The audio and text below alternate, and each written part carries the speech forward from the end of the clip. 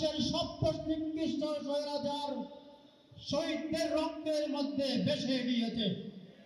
আজকে বাংলাদেশের মানুষ চায় ইসলাম, বাংলাদেশের মানুষ আল্লাহর আইন চায়।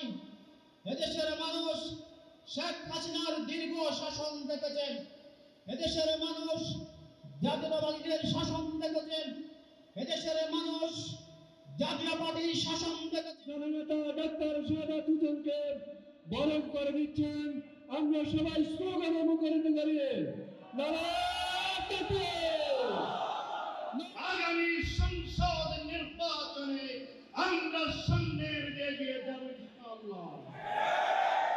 প্রিয় চন্দনাইবাসী, আমরা সংগঠনের পক্ষ থেকে আজকে আমরা যেই প্রার্থী নিয়ে আজ আপনাদের সামনে হাজির হয়েছেন,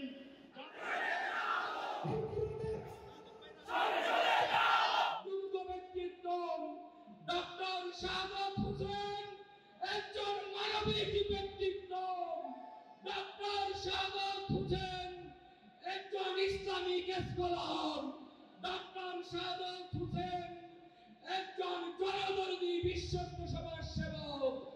আমরা এই জনপদে তাকে আমরা একটি প্রার্থী হিসেবে ইনশাআল্লাহ আগামী দিনে নির্বাচিত করার জন্য আমরা সর্বস্তরের জনগণকে সাথে নিয়ে নির্বাচনী যুদ্ধ অবতীর্ণ হবে ইনশাআল্লাহ।